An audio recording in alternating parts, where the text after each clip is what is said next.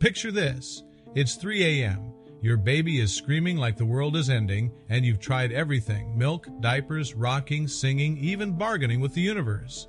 And then you discover the real problem hiding in plain sight. Tonight's story isn't just emotional. It could literally save someone's child. And what one exhausted dad discovered under his baby's sock shocked even emergency doctors.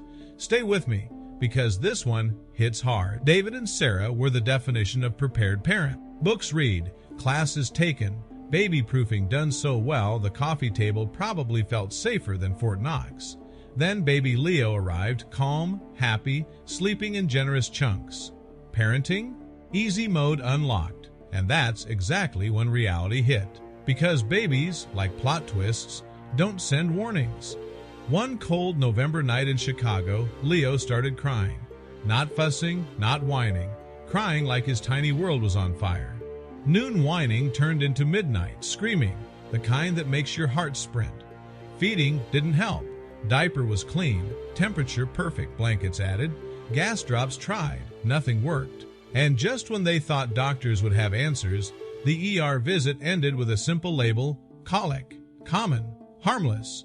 Go home and wait it out. And here's the twist. Sometimes the most dangerous diagnosis is the one that tells you nothing is wrong. For 2 days, sleep vanished. Parents rotated shifts like night watch soldiers. Leo screamed. David paced. Sarah cried quietly in the kitchen. The house felt like a pressure cooker. Then, around 4 a.m., on the third night, Leo finally dozed off in David's arms. Silence at last. But something nagged at him. Leo's right leg kicked normally in his sleep, but the left one? Stiff, guarded, like it hurt. And here's where instinct beats exhaustion. David decided to check again. Not the belly, not the ears, everything. He unzipped the pajamas. Legs looked fine, no bruises, no rash.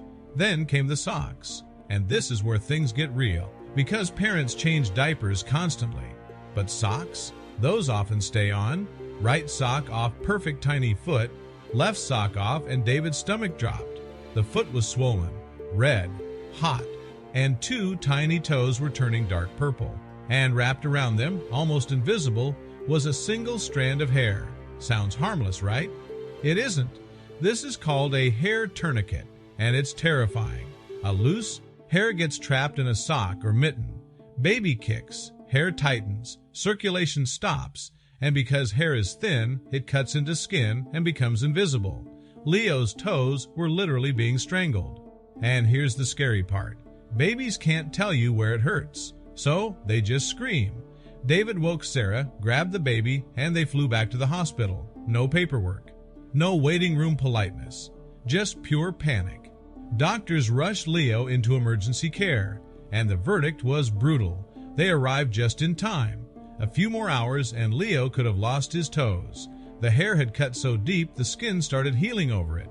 Doctors had to dissolve part of it chemically and then surgically cut the constriction.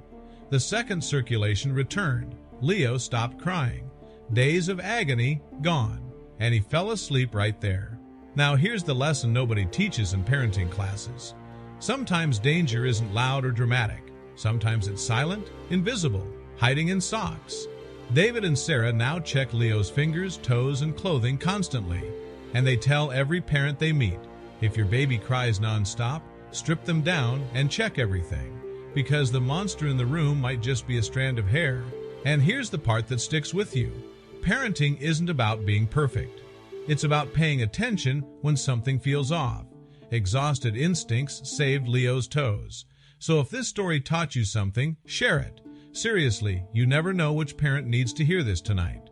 Subscribe for more real stories where small details change everything. And tell me in the comments, did you know something this tiny could be this dangerous?